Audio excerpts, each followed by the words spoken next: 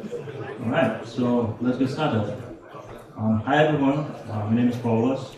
Today I'm going to talk about declarative systems and their usage in the operations world. So a little bit about me.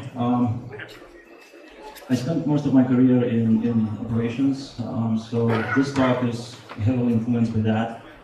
Also, more often than not, I found myself evangelizing configuration management as a discipline. So nowadays I do the same thing here in Ashburn, in this rapidly growing environment. And this talk mainly consists of two parts. So in the first one, I would like to introduce the concept of imperative and declarative systems and using declarative systems while managing your systems. And a few things we learned along the way. Also would like to introduce you to this concept from its theory and how it maps to, how it relates to the things I'll talk about in the first part. So, when you speak about, when you hear the term declarative systems, you might ask, what is it? So, to compare those two systems, imperative and declarative systems, I could give you a couple of examples in general. So, if I tell you, okay, here's the task, so you should grab your keys, go into your car, drive to the street, turn left, then turn right, finally arrive at the airport, and make sure you are here before 3 p.m. and you can do that by looking into your wristwatch. So this is imperative way of describing the problem or task. And for example, if I would tell you, okay, be at the airport before 3 p.m. So this is the declarative way of describing the problem. Because essentially I am describing the end state, the desired goal that should be reached. And this is the essential difference between those two systems. So to give you a couple of more concrete examples, so I believe almost all of you in this room have dealt or deals with those systems every day.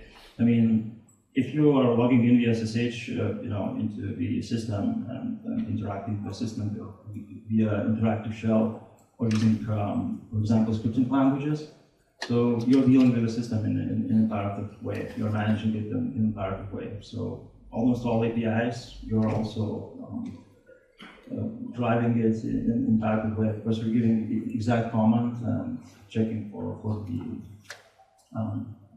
desired outcome. So on contrary, if you speak about declarative systems, so for example, I'm sure that you at least heard about DMake. Don't be SD1, it doesn't really matter, but it's prevalent in almost all those systems in Unix world.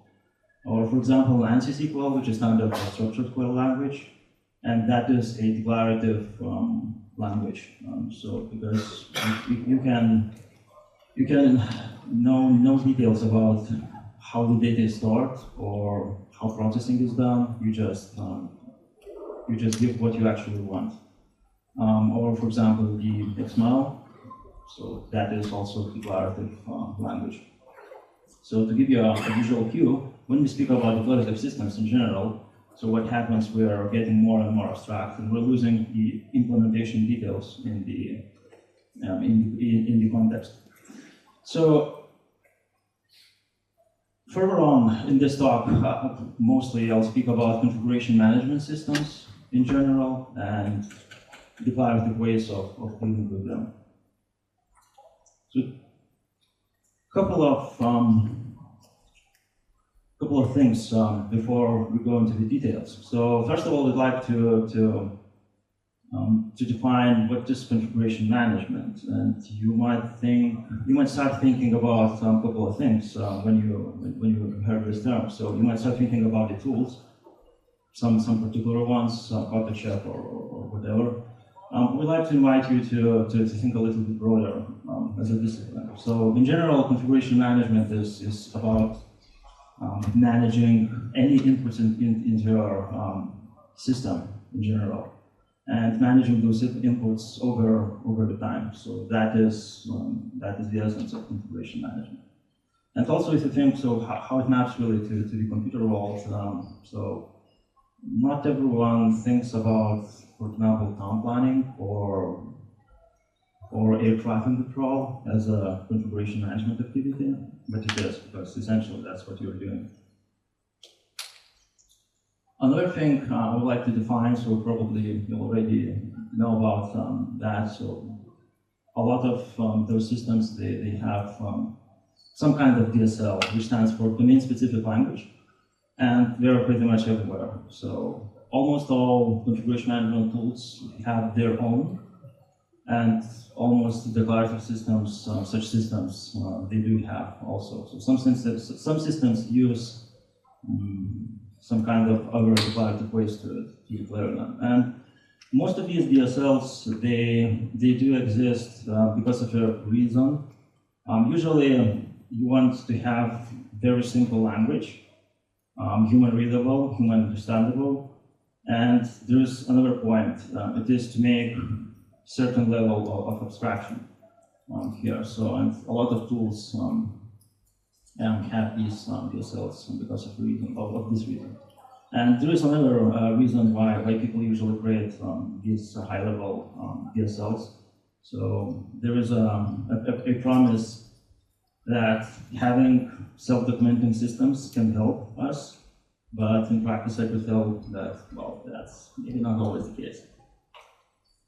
Speaking about the tools, what you see here, and probably you might recognize at least some of them. So these are mostly configuration management tools. I put it declarative-ish there, because some tools might be used in imperative or declarative way. So for example, we have that's a whole spectrum here. So we have classic configuration management tools like Povilas, Attention, or Chef. The newcomers, so infrastructure management systems like Idempotence and Ster Forum. The newcomers in configuration management systems world, SaltStack, Ansible. Ansible, that's more orchestrator than configuration management tool, I would say. And the more interesting example probably would be DevOps, which essentially merges the provisioning and configuration management aspect into one tool, and it uses functional programming language Clojure as its configuration language. So essentially that's the declarative system too. I would like to speak about two very important aspects for any configuration management system. So the first one is the idempotence, and in mathematics, that's the operation which doesn't really change the result. And it doesn't really matter how many times you would multiply one by one, you will always get the same result.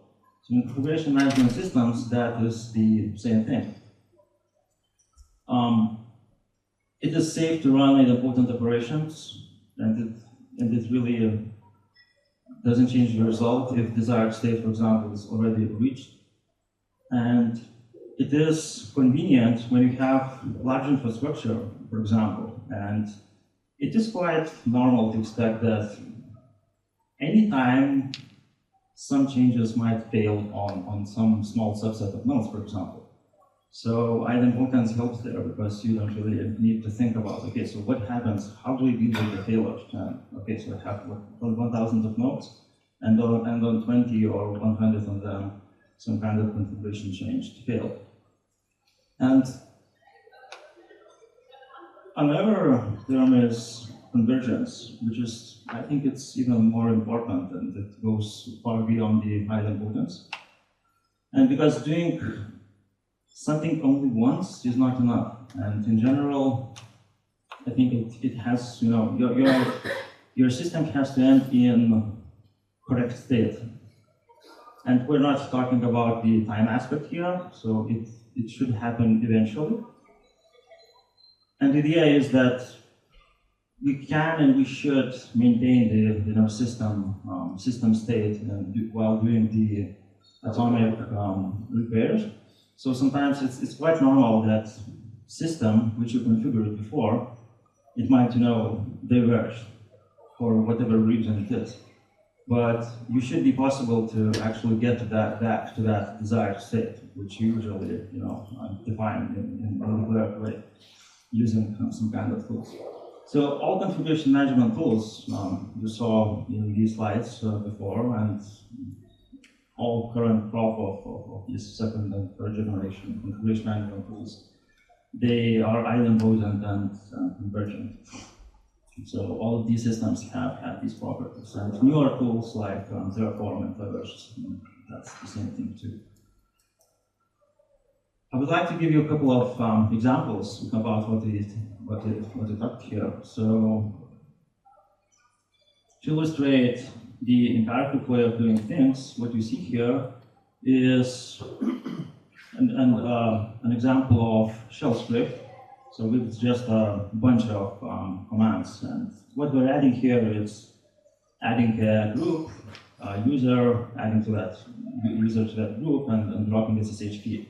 So that's imperative way of managing your system, because essentially we're giving commands. And in this particular example, if I would run the same script on the same system again, that would fail. So that thing is not really idempotent at all. This example, that's the same thing. Essentially, it's looking a little bit more verbose. So here at least we're checking if that particular resource exists, and if not, then only we're creating. So that's a little bit better. This thing is almost idempotent, and you could run this particular script on the same machine, and it would work. But still, this is not a very, that's pretty fragile thing. And you cannot build a conversion system actually using these. So, or you would need to put much more effort. And here it is a piece of declarative code. So what you see here, it's actually Puppet's DSL example. And we use Puppet a lot in Atom. So here we see the same example. So that's the same thing. If we would run the Puppet and this piece of code, that would return the same result. So we're essentially asking to create a group, user, and SSH authorized key, but we're not providing commands there. So we are expressing ourselves in declarative DSL, and we are modeling the state. So because essentially, if you speak particularly about the Puppet, so DSL here is essentially for modeling your infrastructure, your system. It is thinking about the end goal, not how I'm going to reach that. Of course, you might start to think, okay, so where's the magic? So where everything is happening, right? Because someone needs to write the code. Somehow it needs to happen. So underneath, of course, Puppet has providers for every resource and knows how to do that for example, on different operating systems. And that's one of the promises of configuration management systems, that you have this abstraction layer and you don't really need to care about specific implementation details about some kind of operating system. So for example, we have heterogeneous environment, and we could write the same code which runs on different operating systems. For example, that would run policy on Linux and FreeBSD operating systems. This is a little bit different. So that's the same Puppet DSL, but the approach is a little bit different. So what you saw previously was a piece of code which manages resources on the same node. So we're dealing with users, groups, SSH authorized keys, and we're not going anywhere outside the box. So this particular piece of code manages resources on AWS, and the interesting thing here is that we're expressing ourselves in the declarative way. So I just want that these two resources will exist. Also, I'm expressing myself. I'm asking Puppet to create security group after the EC2 instance is already present there. And so I'm creating explicit relationships here. And I don't really care about the ordering. And another thing is I don't really need to care about failures. So the Puppet hides imperative AWS API underneath, and it deals with, for example, with various failure modes. And in other cases, I would need to think about how to deal with them if, for example, API does not respond or I'm getting the error here. And so this piece of code serves as an example as another abstraction layer. And thinking about, talking about different abstraction layers, here's the thing. So what we experienced is that all of those configuration management tools, the second generation, I would call them, so Chef Puppet, they are good at managing their systems at a single node level. So many vendors disagree with that right now. So we have multiple orchestration facilities and such, but I think it's not really enough. And configuration management is kind of a solved problem using those tools on a single box. But if you try to manage much bigger infrastructure, and when we start thinking about, so how do I bootstrap my infrastructure, which runs our infrastructure on top, the virtual one, right? And sometimes another revelation was that sometimes it's not okay to use the same tool for everything. So we started using Puppet for these cases too. So for example, driving comparative APIs and expressing ourselves in this DSL code. But the problem is that sometimes the abstraction layer is not really correct here, because what we noticed is it works, kind of, but what configuration management system does, for example, the Puppet, so it tries to get the state. So every time you run your configuration management system, it tries to get state of the resource, and sometimes it's happening even multiple times per single run. And there is no state stored somewhere, so your convergence is really, really slow sometimes.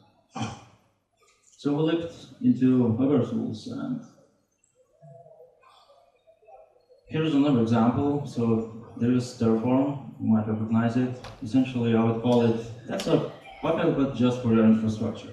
And Puppet because it has also declarative DSL, and it looks very, very similar to Puppet's language, actually. Maybe not by accident. So we use this tool to bootstrap various resources on, for example, virtualization platforms like OpenStack. And essentially, you're working the same way, like you did, like you managed your system with the Puppet. So what you see here is I'm just declaring that I want these, I'm working with this kind of API, and I just want to have a couple of resources, so volume and virtual machine, which depends on that.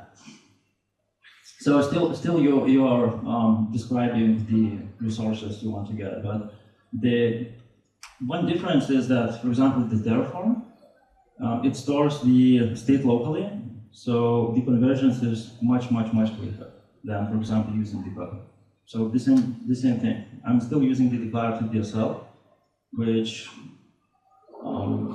gives me the freedom in those ways that I'm thinking about the end goal, and I'm not thinking about the failures underneath. And the Terraform can be used the same way. So of course the language is a little bit different, but you can learn that pretty quickly. And another thing while using all of those systems, which we learned the hard way, was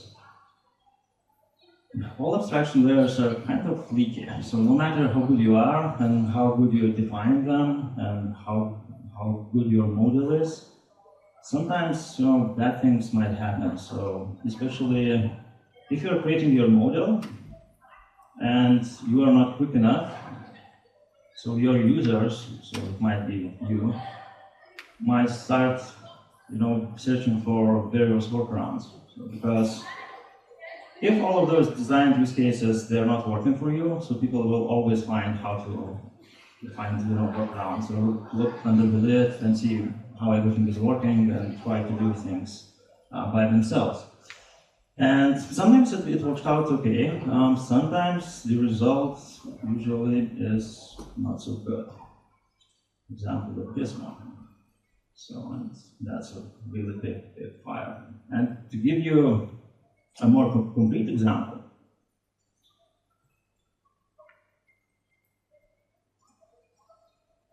that's again Puppet DSL.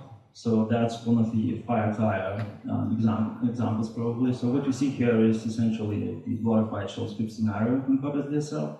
So we're just essentially running the commands in an imperative way.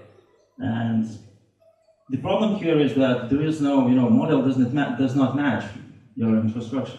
So there is no way declaratively express yourself.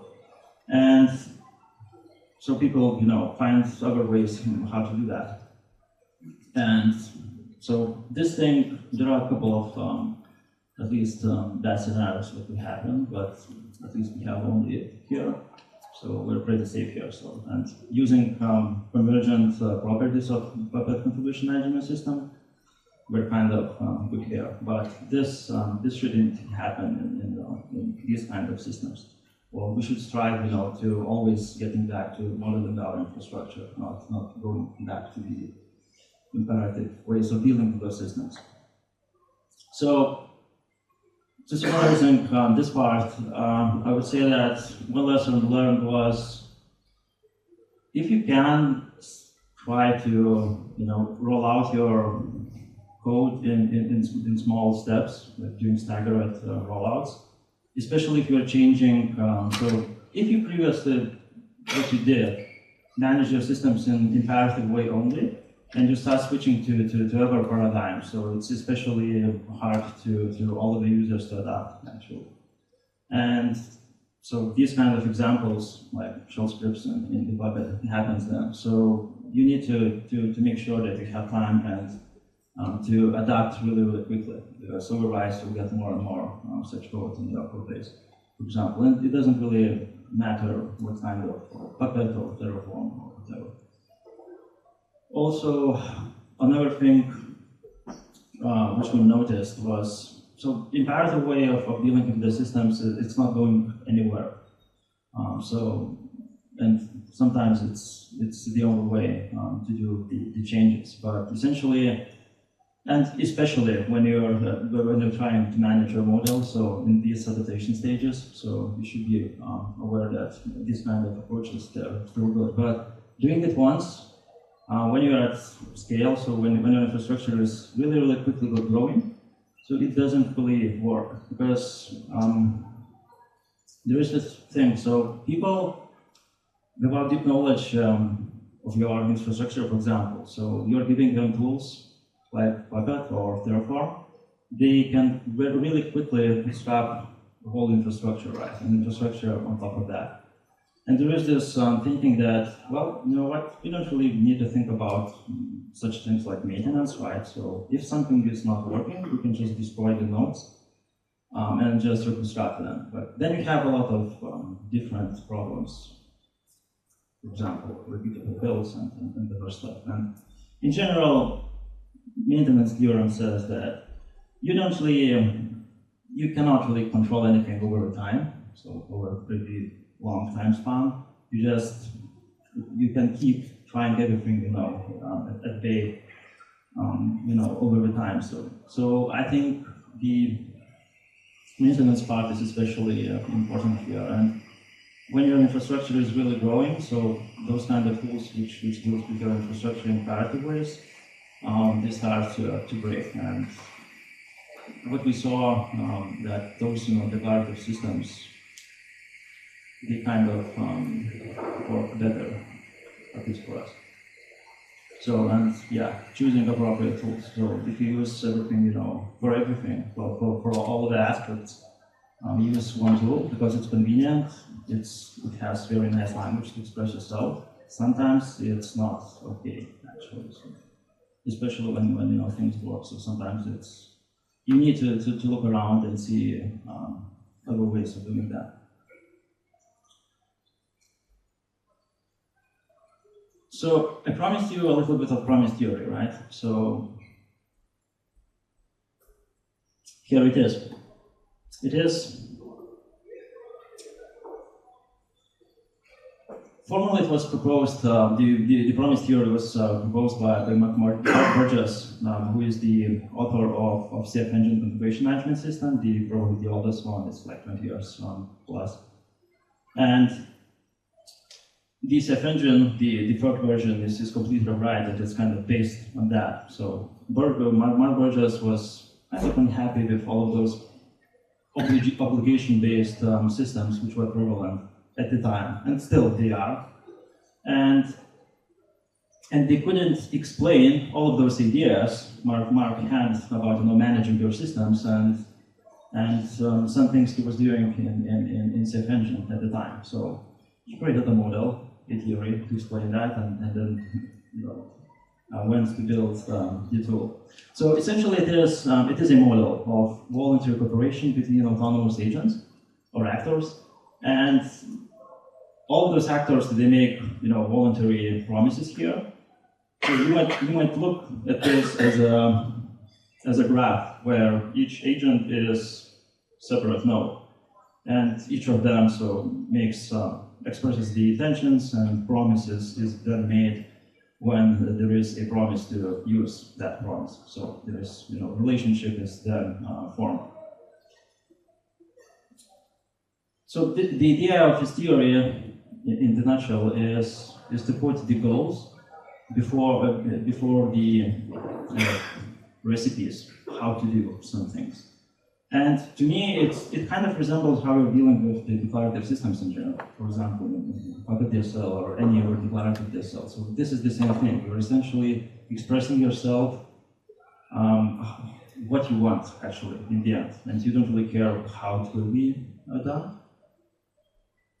And also, as it is essentially, you have graph of promises or DevOps promises, essentially. So it also kind of resembles, how the Puppet works in general. And some core aspects of this theory is that essentially you are operating these terms like obligations versus intentions. So there are no obligations. You shouldn't expect that, well, I send a message and the agent did not respond, right? So what should I do next? So if you are explicitly expecting that you will get the message eventually, you might not get to that stage, never. Also, another thing which this theory addresses is deterministic versus indeterministic views. So for example, if you speak about infrastructures, do you really know how your infrastructure looks like when you're not monitoring it? So for example, you have a bunch of data centers around the world, and you have monitoring system which monitors your stuff every 5 minutes. So do you really know what's happening between that? And almost all management systems, they kind of still have this model and are implemented on that, which when your systems are growing, probably that's not the best thing, how to cope with the failures, for example, right? And there is a saying that, if a picture is better than 1,000 words, right? So here it is. That's a promise theory in a single picture, so which explains pretty much everything. So in promise theory, there is a notion of that an agent can only make promises about the things it can do itself, and that's it. So there is no external obligations, and the agent should have all of the information and all of the resources locally. So in order to work correctly, or for example, to bootstrap itself and to get back to the state where you can do the actual work, or to maintain your promises you do. So versus the obligation model, where essentially someone, external force, is pushing this, to comply with some kind of goals, which might not be known to you. And tying it to the configuration management systems I talked today about and this theory. So when you start analyzing those systems and using principles of this theory, so there are a couple of important aspects here. So one of them is convergency, which we already heard about, and it's like prevalent thing in all the configuration management systems. So here the promise is that the actual desired state is reached. So that's the promise of every configuration management system or infrastructure management system. Another thing is for embracing the failures. So what happens when something does not work, right? So it's should work or it could work. So sometimes promises might be kept sometimes, and that's okay then it goes. And autonomy aspect is that you should not be relying on any other agents in order to make all of the work yourself. So to summarizing, essentially, promises might be broken. And people break promises all the time, right? So the systems might not work too, sometimes. So when you know that promise can be broken, so you should do something about that, right? So usually you have some kind of contingency plan then, and you can diverge from the original plan. And to give you an example, let's go with the Puppet configuration management as an example. So every Puppet declaration essentially is, we can see it as a promise, and every resource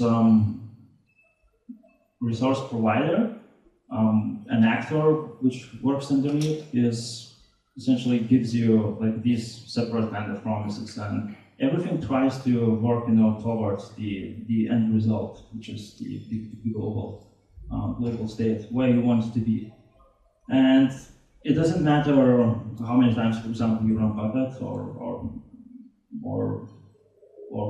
if you don't change the code, so it doesn't matter how many times you run, it will always try to move towards this ideal or wanted state. But almost everything is okay because regarding this, so we have the promises aspect is there. Regarding the handling failures, so Puppet has many mechanisms how to go with the failures. For example, it could cache the catalog locally, and if the master server is not reachable, so you could converge on the state you already have. And if the system actual state changes, so the Puppet would return to that. So of course you won't get the updates, for example, from the server.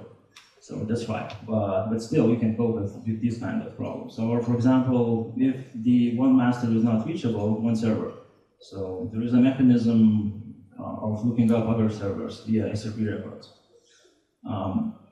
But there is one thing missing, or almost missing. So the autonomy part, it's not really expressed there. And people say, so yeah, if you want to complete implementation of a promise theory, just go and use CF engine, right? But, so that's the only system right now which is based on that.